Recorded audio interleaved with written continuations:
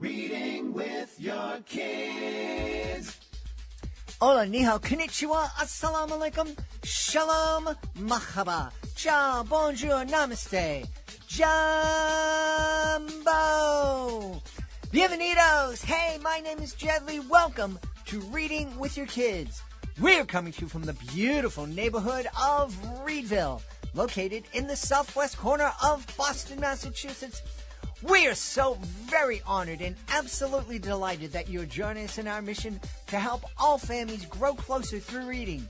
We do that by sharing fun, thoughtful, and thought-provoking conversations with fascinating people who just happen to be writing books for kids of all ages.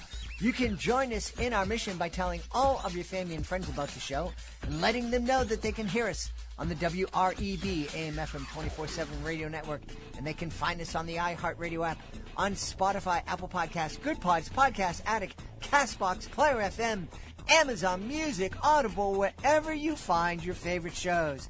We have a fantastic episode lined up for you today. First up, Cynthia MacKay will be joining us from Vancouver Island, British Columbia, to celebrate If a Bumblebee Lands on Your Toe. Later in the show, we welcome back Helen Wu. She is celebrating Ping's Perfect Pot. And later in the show, we'll have a listen back to our conversation with Patty Donnelly. Hey, are you ready to ignite a passion for reading in your students?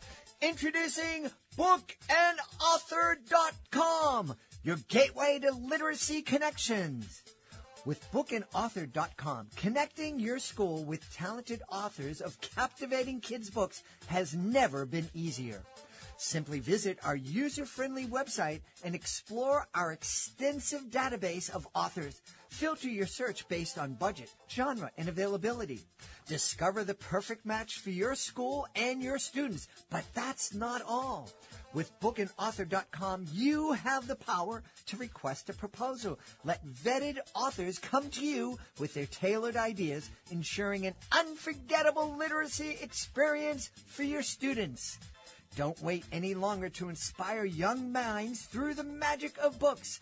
Visit bookandauthor.com today and open the door to a world of literacy connections. Bookandauthor.com, where literacy comes to life. Joining us from one of the most beautiful places in the world. That's what I've been told, and I believe the people who tell me. Vancouver Island, our guest is here today to celebrate a beautiful picture book. It's called If a Bumblebee Lands on Your Toe. Please welcome to the show, Cynthia MacKay. Hey, Cindy, how are you? Hi, Jed. I'm doing great. Thanks so much for having me on the Kids Reading with Your Kids podcast. Delighted to have you on. As I said, you are living on Vancouver Island and right off the coast of British Columbia, and I'm just told it is just a spectacular part of the world. It's a wonderful place if you enjoy nature. You have beaches, you have mountains, forest trails, anything you would enjoy outdoors, you could do in Victoria. Excellent. And so it makes perfect sense that you wrote a book that I understand helps kids connect better with nature. Yes. So the book, If a Bumblebee Lands on Your Toe, is about using mindfulness and a deeper connection to nature to help overcome your anxiety. And so the bumblebee is the metaphor for your fear, whatever your fear may be. I think for younger children, they'll just relate more literally to the bumblebee and the fear of being stung. And then for older children, they'll understand the metaphor that it could be anything that you're afraid of. Mm-hmm. And it's really amazing to witness how that deeper nature connection is helpful for children and adults as well. Now, I've asked this question of a lot of guests who have been on the show, and I haven't received an answer or not a complete answer. And I don't necessarily expect that you have the answer, but I'm going to ask it anyways. Why in the world are little kids here in the States and I guess in Canada and other places dealing with so much anxiety? Oh gosh, yeah, I don't know if I have a full answer to that, but I do know this. Children are much more capable than sometimes we give them credit for. And they pick up on what's around them very easily. So if mom or dad is anxious, if a teacher is anxious about anything, they're going to feel that. They might not know what they're anxious about, but they pick up on our emotions and our feelings, and they know when you're calm and when you're not. And they need adults who can, be the voice of calm for them in their lives. So we deal with a lot of challenging things in this world. There's a lot to be anxious about. So I think children just inherently just know. So I agree. We certainly do have a lot to be anxious about, and certainly the political situations in the States, in Canada, and other Western countries, and the tribalism that we're experiencing doesn't help.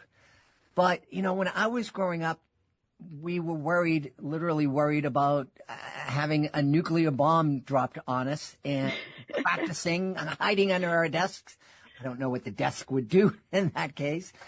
I remember this level of anxiety happening in my peers. Yeah, you are probably right about that. It's the same. It is something that we have had to deal with for years, and just different sources of anxiety. And you're right, the nuclear bomb is a life-threatening thing, right? That could have happened at any moment. And yeah, somehow we were calmer. And so it makes me wonder. I don't have all the answers to this either, but it makes me wonder about how we live our lives now. I don't think children are outdoors as much. I don't think there's opportunities for them to be outdoors as much. I also know that the population has exploded, and so wherever you are, you might be quite far from your local park or any kind of nature at all, depending on where you live. The huge cities like Sao Paulo in Brazil, there's millions of people, and I don't know that those children can get to a park, for example. So, yeah. That's, you're right about kids not being out, and kids' lives are structured so much these days. And, kids don't have a chance to go out and kind of solve things for themselves. They always have these adults around worrying and making them crazy, but they're not able to go out and problem solve from a young age. Yeah, I actually am also a nature program manager, so I take young children out every day on the trails for walks, and that's we have nature school for preschoolers. So this is something I do, and this is not all children in Victoria go to nature school, but some of them do. And I do see the ones that are out with us are very good at dealing with different things that come up. It's quite amazing how the same situation, a bee that lands on you, can be have one reaction in a preschool class that's out in the woods, and another reaction when the bee flies into the classroom and we're indoors and we're worried about how we're going to get it out of the classroom. Wow. Nature school. What a neat thing. I wish I was young enough to go to nature school. It's amazing. Yeah. It's getting our kids out into nature. It is so important. I had an injury coming up on 2 years ago, and part of my physical therapy was my therapist said, just go out and hike. You want to go out, and so you walk on a beach and walk on and up and down and all this. So one of the things that I've been doing for the past couple of years is hiking around a pond. We have we're very blessed to be living right next to a wildlife sanctuary here. And just going out and spending 2 or 3 hours a week walking along this pond and in the trees and nature is such a blessing. And certainly helping my recovery. But beyond that, it's just so nice to be out and to see the birds and hear the insects and all of that. And the more that you're outdoors, the more you start to see the changes as the seasons change, and you start to appreciate what's happening around you. It is incredible. And, for people who are in the city and maybe feel like, what can I do? I don't have that pond near my house. Children can get just as much benefit from watching ants go down a sidewalk. I remember my son loved ants, and he would watch them, and he called them his pets. He named them and, watched them crawl around, and it was something that he could do for he would entertain him for a long time. So, I think that's when you just look at something so small and marvel at it and wonder about it, it opens up your mind and it calms you. Yeah. My mind works in weird ways in these interviews. The ants and looking at the ants reminded me of when I was in Costa Rica and hiking up a volcano. And our guide told us beforehand, make sure you wear shoes and socks and long pants. And one of the people on the tour didn't. She wore a pair of sandals and no socks. And sure enough, she walked over a trail of army ants or fire ants or something. It was not pleasant for her. No, that's one of the most important things actually about nature school is we tell everyone how to dress and be prepared for. And so, yeah, we wear long socks and long pants because, you just never know what you might step in, or, you kind of have to protect yourself. That's for sure. So what was it, other than just being out in nature and introducing kids to nature, was there one specific thing that inspired you to write If a Bumblebee Lands on Your Toe?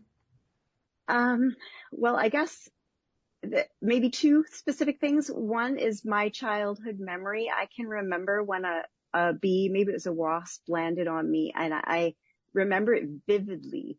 I was about 7 years old. It landed on my hand. And I couldn't move. I just completely froze. I couldn't talk. I couldn't do anything. And I just started to cry. And I had never been stung before, so I didn't really know what it was going to feel like, but I was anticipating that was going to happen. And I just couldn't do a thing. And the funny thing is it flew away and didn't actually sting me. So, I had this it was just that, response that happens to us all when we're afraid, that fight, flight, freeze response. For me, it was a freeze. And then the other thing that happened closer to the time when I wrote the book is, we were out on a picnic with my nature preschool class, and one of the boys had a bumblebee land on him, and it was a bumblebee this time, and it landed on his ankle. And what was interesting about that was his response. And so I started thinking about how his response and my response were similar but also different. So he was kind of frozen as well, but he was also so calm.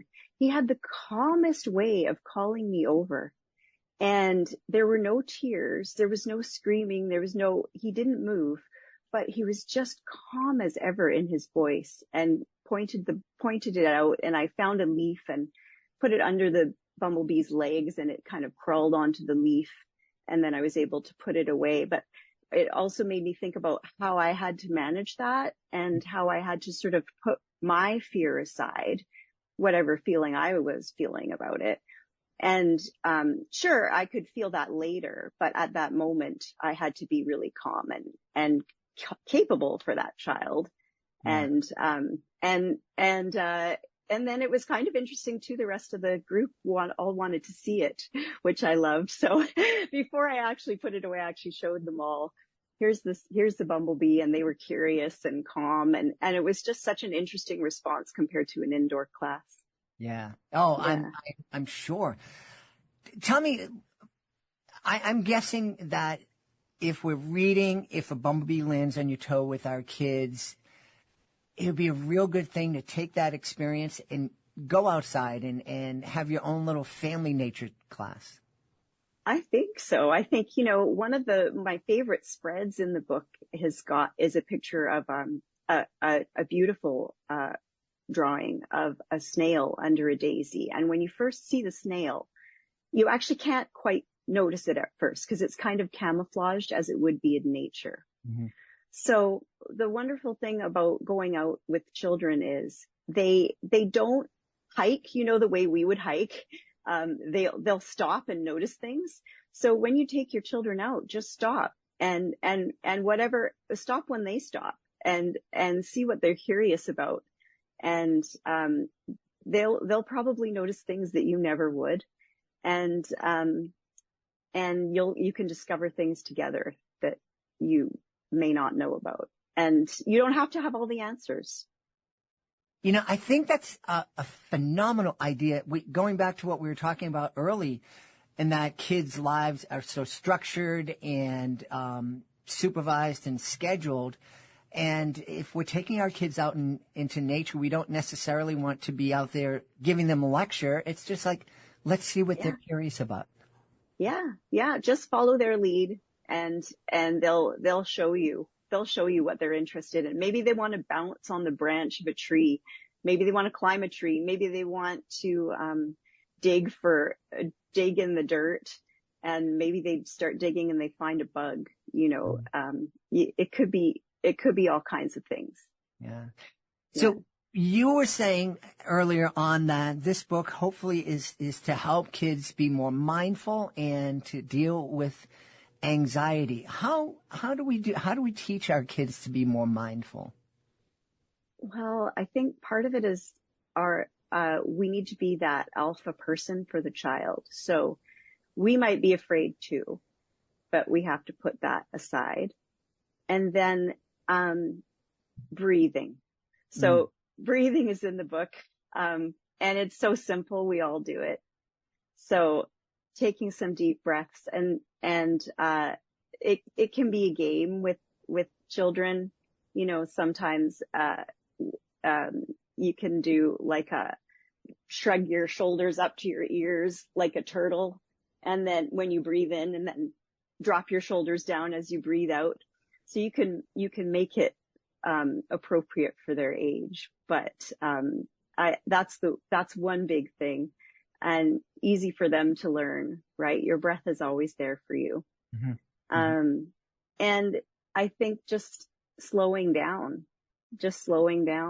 and not having things scheduled, as you were saying, not having all the answers to the questions, just being open a lot, and being curious.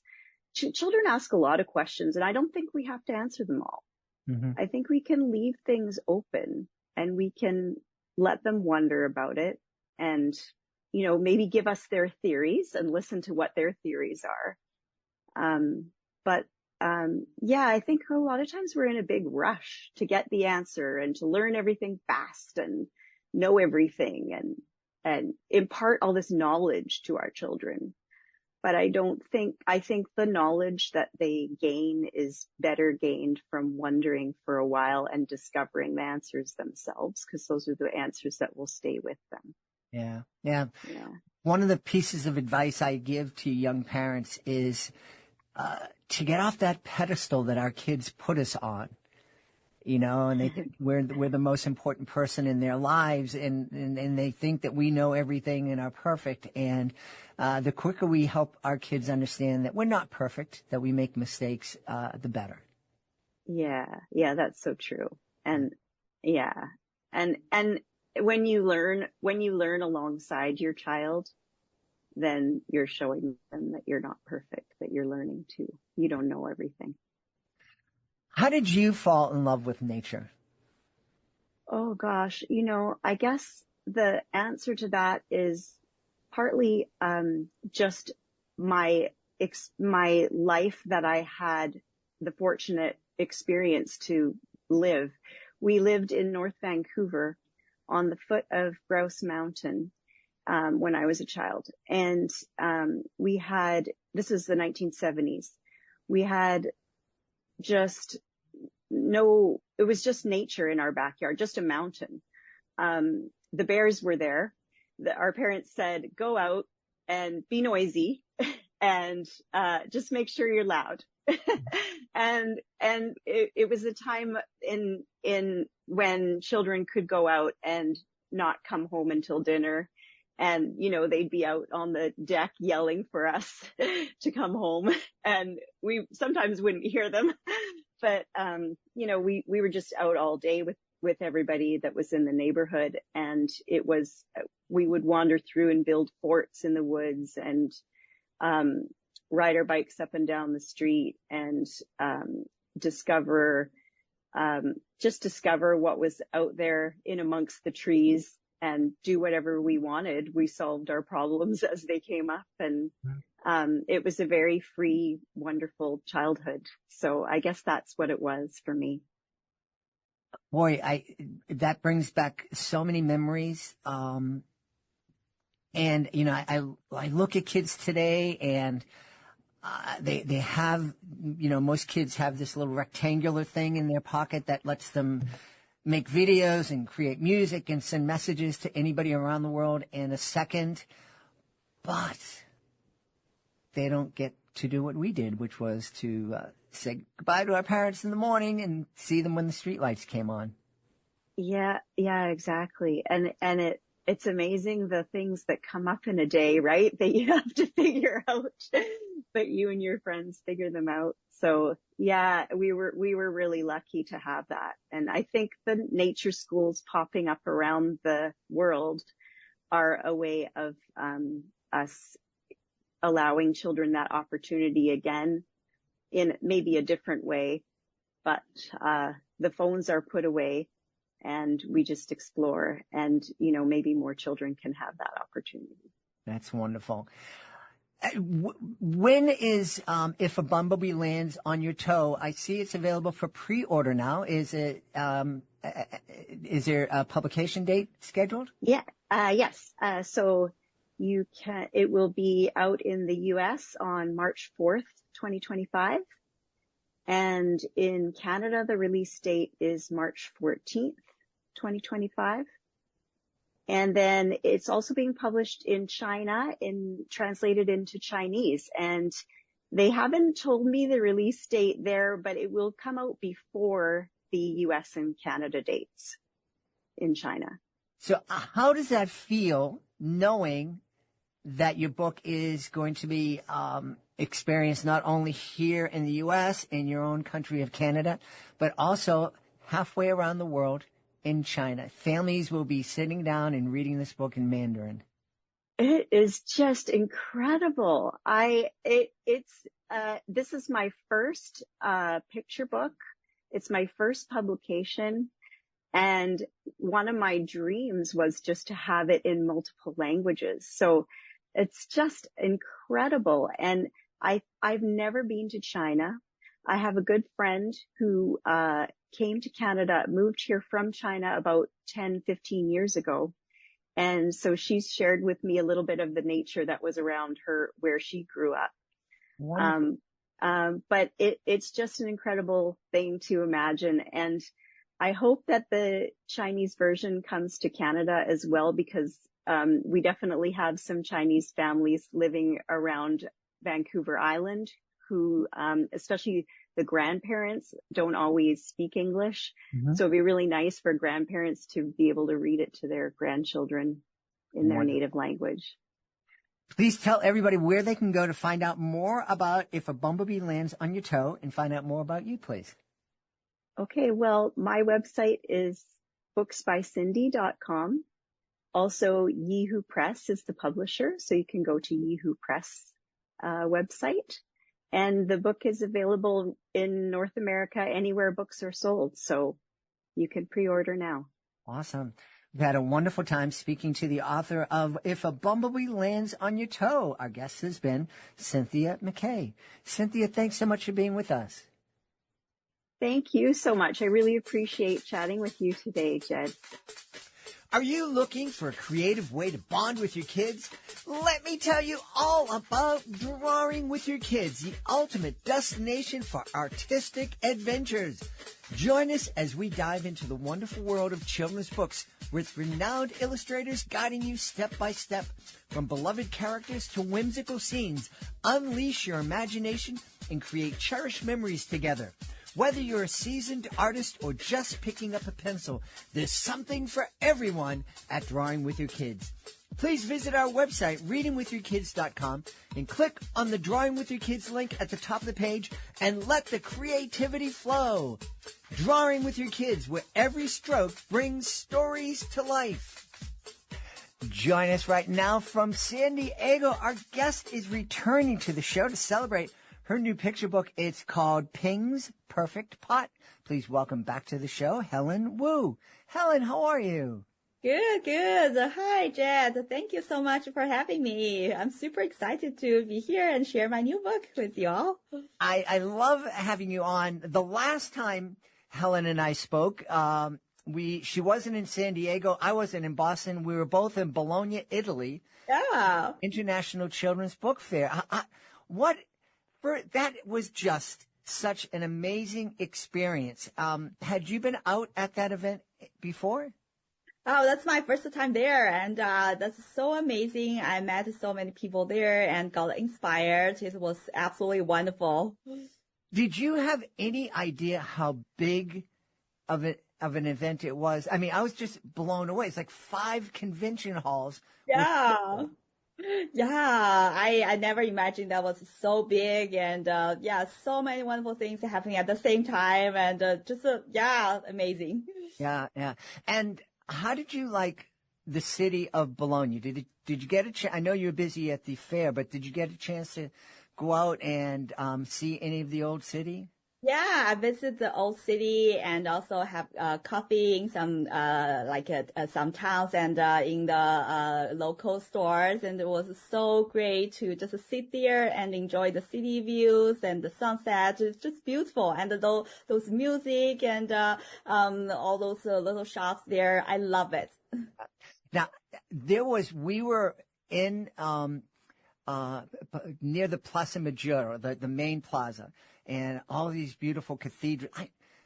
Here you get a cathedral in every city, but there is like a cathedral in every block. It was crazy. Yeah. And we walked down this little alleyway, and there was a dumpling shop. It wasn't a restaurant. It was just like a window, and you bought the dumplings, and I had some, and they were delicious. It was really weird because somebody just walking down the street came up to me and said, "Can I have one of your dumplings?" Oh. Yeah, I hope I get back and try that store. That's cool. So tell us about Ping's Perfect Pot, please. Yeah, Ping's Perfect Pot is about Lunar New Year. So Lunar New Year is coming, and when Ping and her grandpa bring home a tangerine tree, it's a symbol of prosperity and good luck. Ping wants to make it truly special by creating the perfect pot for it. And through her journey, Ping not only learns about crafting, but also discovers the value of perseverance, creativity, and embracing imperfections. And the story is a celebration of both traditions and the beauty of learning and growing through challenges. And through it all, her grandpa's guidance and encouragement reflect the central role of family in Lunar New Year. It's about coming together, sharing wisdom, and creating meaningful moments that truly make the celebration special. And Ping's journey reminds us it's not about perfection, but about the love, care, and joy we bring to things we do and the people we share them with. I love that. And, we talk about family here and how Thanksgiving and Christmas are big times for families to be traveling. And I think here in the States, Thanksgiving is like the biggest travel day. But I think it doesn't compare to the travel that is happening on Lunar New Year. I mean, in China and all of Asia, it seems like everybody's traveling. Yeah, Lunar New Year is the biggest celebration, biggest holiday in China, and I think in many other Asian countries and cultures as well. It's a time for like a family reunion, and it's a celebration of joy, renewal, and togetherness. So yeah, it's definitely a big holiday. Yeah.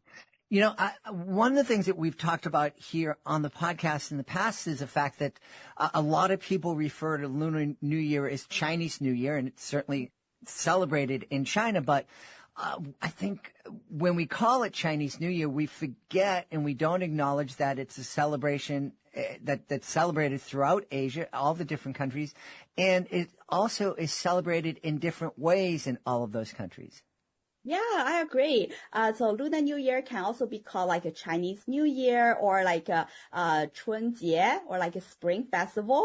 And, it originated from China like 4,000 years ago. But it also celebrated in many other countries, especially in Asian countries like Singapore, like Korea and Vietnam and many other Asian countries. So yeah, I think Lunar New Year is more like a general term to embrace all people around the world to celebrate, but it really depends on you how the specific country or culture they have their own special names for the holiday, and it's really a universal holiday, and the themes are universal as well. Like it's all about like joy, renewal, like togetherness, and family reunion. That's something we all celebrate, and in different areas, people will call it different names, and that's totally fine. Yeah. So what inspired you to write this book at this time?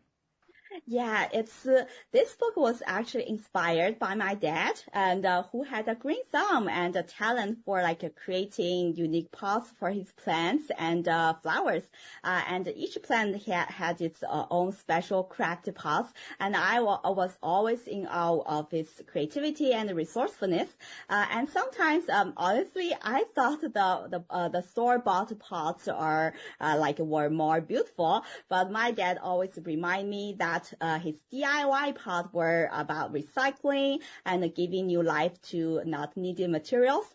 And just like the plants my dad nurtured, the pots also start as something humble and transform to something lush and beautiful. And he told me that the best results often come from our own hands, and where we put love and care into our creations.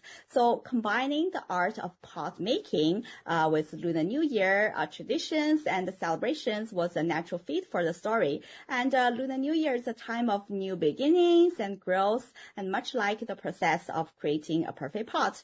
And this story was actually start with the editor Naomi Kruger at Beaming Books. She invited me to write a story about Lunar New Year. So I was super thrilled for this opportunity to not only highlight the holiday, but also weave in the timeless themes like creativity, perseverance, and the beauty of embracing imperfections. So I wanted Pink's story to resonate with readers year-round and offering lessons that extend far beyond the holiday itself. I love that idea of embracing imperfections. Can you talk a little bit more about that and why it's so important for our kids to, it seems especially nowadays with social media and kids being exposed to these images of quote unquote perfect people and beauty standards, and just talk about why do you think it would help our kids to learn to embrace their imperfections? Yeah, I think we all start humble, and we learn and we grow. And I want kids to remember that mistakes and setbacks are a natural part of learning and growing. And Pink's story shows that when something feels hard or doesn't work out right away, it's okay to take a break, to try again, and to embrace the process. And I want kids to see that the effort and the love they put into something are just as important as the end result. And sometimes the imperfections make what we create even more special. As you have seen the story, creativity and perseverance can lead to wonderful things, and even they are not perfect. So the joy of making something with your own hands and giving new life to materials is a gift in itself.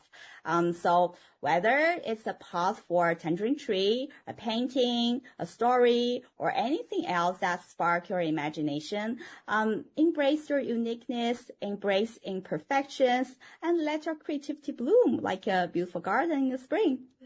I love that, comparing our creativity like a garden.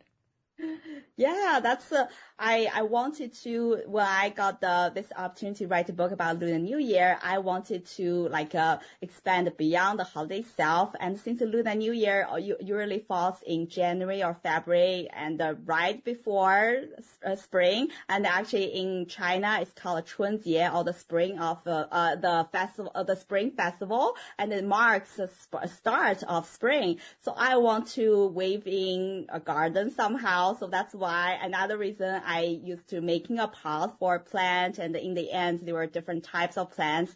So it's kind of like a weave in spring, and kind of like extend the story from winter to spring, and also from holiday to year-round topics. Yeah. Wonderful, wonderful. Now, you are also, in addition to being an author, you are a publisher and an entrepreneur. And one of the things that I've been noticing a lot from you is that you have this really neat brand called Cappy Fun. Can you talk a little bit about that? Yeah, sure. So Cappy Fun is a new brand I'm working on, and so first I want to introduce you why it's about capybara. So I'm so inspired by the South American capybara, with its calm, Zen-like vibe that reminds me of the peacefulness in Eastern Buddhist philosophy. So I love bringing its unique calm and the diversity to life with my work. So inspired by the gentle capybara, Cappy Fun was created to spread calm and joy through a world of imagination and creativity. And I craft books, stories, animations, and more engaging content that inspire creativity, spark fun, and bring comfort and care. And through licensing and collaboration, we develop a wide range of merchandise such as toys, accessories, stationery, apparel, fashion, and more, and embracing endless possibilities for bringing capybara magic to life and celebrating life's simple joys. You know, I never would have connected capybaras with Eastern philosophy. Can you talk a little bit more about that? Yeah, it's, I have a picture, I have a coloring and a storybook called, Capybara Zen. So it's about, the Zen philosophy. It's about a cute capybara from another planet, Capizania, and coming to Earth to teach Earthlings how to practice Zen and to find your inner peace. So I'm always immersed into this Buddhist philosophy and Zen lifestyle, and the capybara's just the natural demeanor and his behavior just reflect that philosophy a lot, and that inspired me to combine these two concepts together. And I think we as humans, we need this calmness in our everyday life. No matter kids or children, we need to find our inner peace, and that's just naturally fit into this creature and the concept, and that inspired me to create this brand and to create content and merchandise around this content, and to just spread more calmness and joy to all of us. Well, you know, we've talked a lot here on the show about how anxious our kids are today, especially here in the States, and that there are a lot of kids suffering from anxiety and other kind of mental mental health issues. So I think no matter what your faith tradition might be, it certainly couldn't hurt to embrace a capybara and try to find some inner peace. Yeah, absolutely.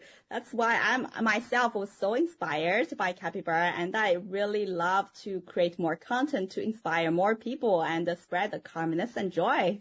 Yeah, that's really wonderful. Now, have you ever had a chance to cuddle up with a real life capybara? Honestly, not yet. I can't believe I watch them every day on TikTok, and I hope to pet a real capybara someday. My kids did, so I'm jealous of them. Well, hopefully that will happen for you soon. You're also the driving force behind Yeehoo Press. Anything new coming from Yeehoo? Yeah, we have 2 more books coming out next spring. One is called If a Bumblebee Lands on My Toe by Cynthia, and another book is called Sally's Music Hotel by Rosie J. Pova. And these 2 books, it's about nature and also about embracing imperfections. And these are all wonderful books. And be sure to check them out. Awesome. So where can we go to find out more about Ping's Perfect Pot, your Cappy Fun brand, and also the Yeehoo website? So you can find Ping's Perfect Pot on my website, helenhwu.com, and you can find more about capybara at cappyfun.com, spelling like CAPYFUN.com, and you can find more about Yeehoo books at yeehoopress.com, spelling like YEEHOOPRESS.com. We've had a great time speaking to the author of Ping's Perfect Pot. It's a brand new picture book from our guest, Helen Wu. Helen, thanks so much for being with us. Thank you so much. It was a joy talking with you. Thank you. Before we invite our guest into the studio, I would love to invite you to visit a very special website. It's clownswithoutborders.org. Clownswithoutborders.org. This is a group that I absolutely adore. I am part of Clowns Without Borders, and I had the honor of being part of the 2023 tour of El Salvador. I had so much fun joining with artists from all over the world to bring a smile to people who really needed it and really appreciated it too. And we would love for you to join us as a monthly Joy Maker.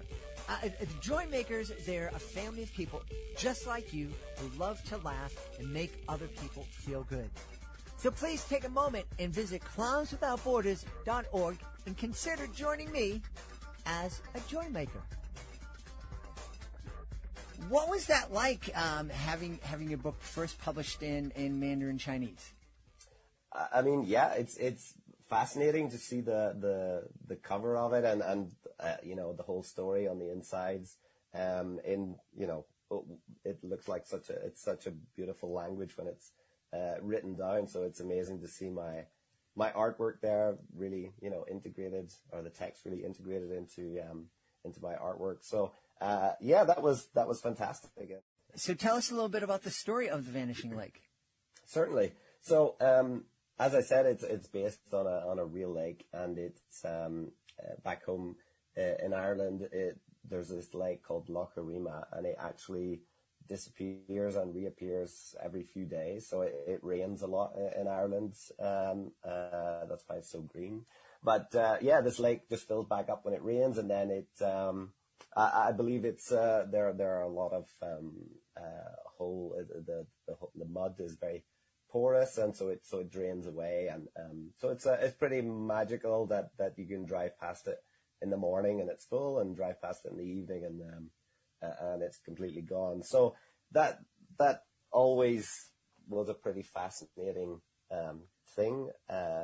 Or actually, growing up next to it, it probably wasn't really that fascinating. It was just kind of normal, on your doorstep that this happened. I remember as kids, if we if my parents would be driving past it, we always try to guess if it was going to be there or not.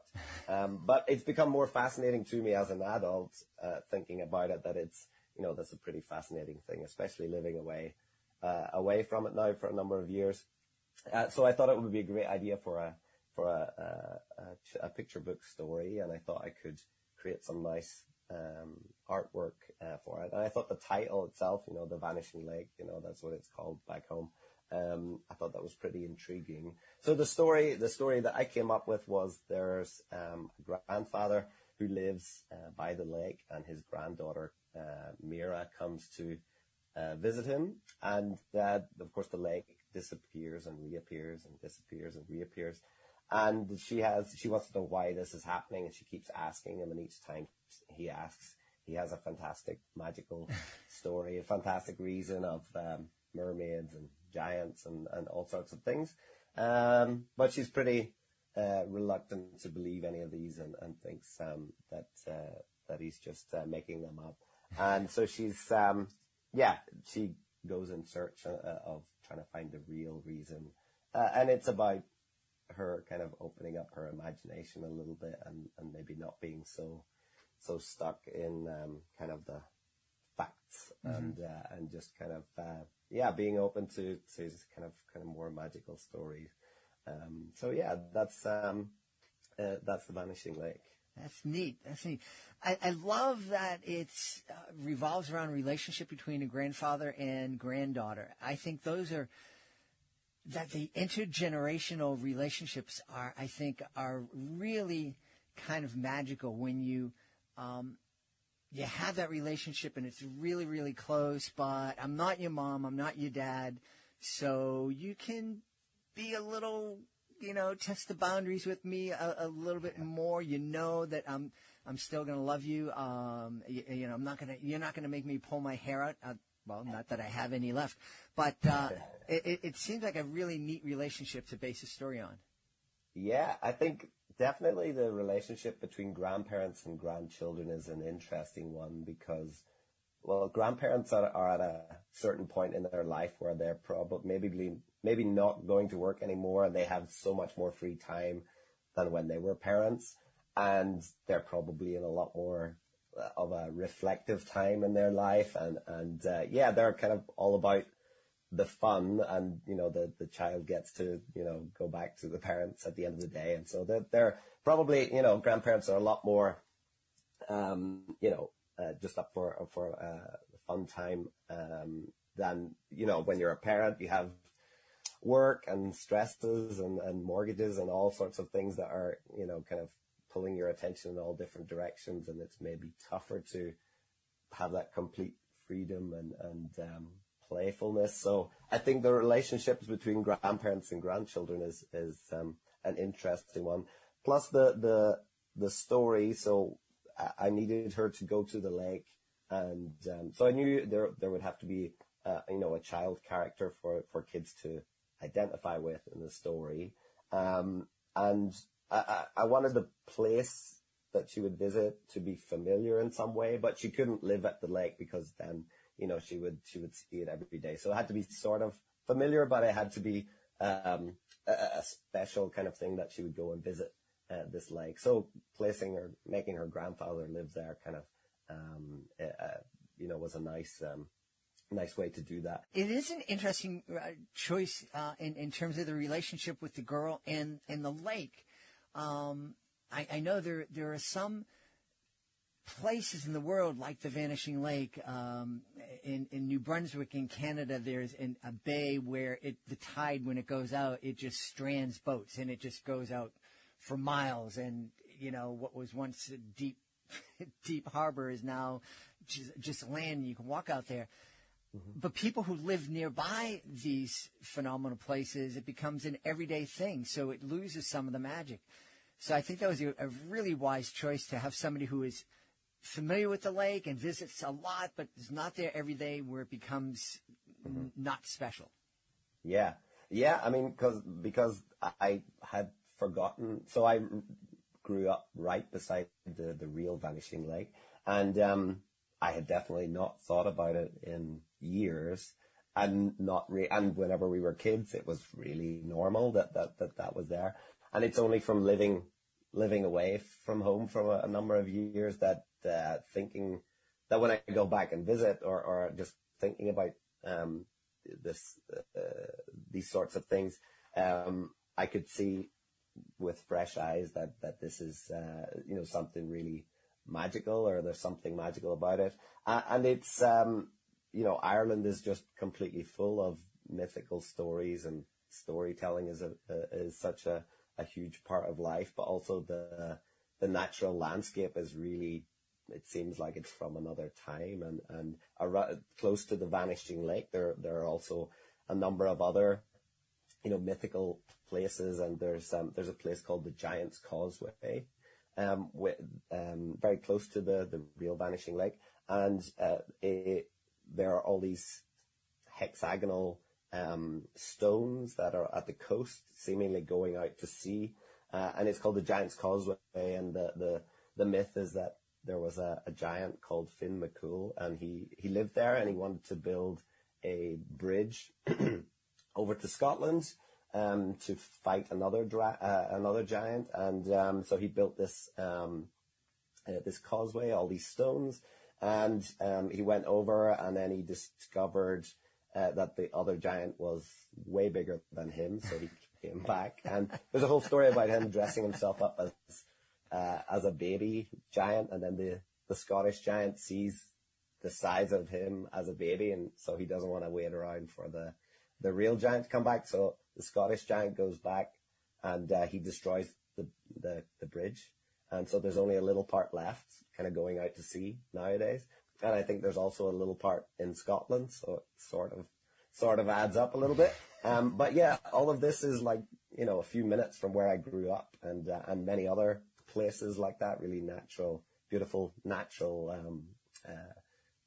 phenomenons, and so it's just kind of steeped in all these mythical stories. Wow. But yeah, so it's as if you grow up there, that's all just normal life. But yeah, it's fun to write, make up more stories about these sorts of things. We hope you've enjoyed this episode of Reading with Your Kids, and will join us for the next exciting episode of the show. We also hope you enjoyed the show so much that you are motivated and inspired to leave us a 5-star review on whatever platform you are finding Reading with Your Kids. Of course, we love the iHeartRadio app. We love Good Pods. We love Spotify, Apple Podcasts, wherever you find your favorite podcast. If you're listening to us on the WREB AM/FM 24/7 radio network, please be sure to let your local station manager know that you love that they carry Reading with Your Kids. We also want you to connect with us on social media, Facebook.com/Reading with Your Kids, @Reading with Your Kids on Instagram, and @JeadlyMagic on Twitter. You can find all of our STEM is Family Fun and our Drawing with Your Kids videos on our YouTube channel, youtube.com/Reading with Your Kids. And of course, our website, we always welcome you to visit our website, readingwithyourkids.com. It's especially important if you're an author and would like to be a guest on the show. That's where you go. Go to readingwithyourkids.com, click the author's click here button at the top of the page to find out how you can be a guest and tell thousands of people all around the world about your great kids book. I want to thank the folks who made today's show so wonderful. Of course, I want to start by thanking our guest, Cynthia MacKay. Please be sure to check out If a Bumblebee Lands on Your Toe. I also want to thank Helen Wu. Please be sure to check out Imperfect Art. And of course, I want to thank my team, Fatima Khan, Chris Doherty, Rory Grady. I want to thank my beautiful wife for all the support she gives me. Most of all, we all want to thank you. Thank you for taking the time to listen to the show. And thank you so very much for taking the time to make the world a better place. And you do that every time you read with your kids. I'll be looking for the next episode of Reading with Your Kids.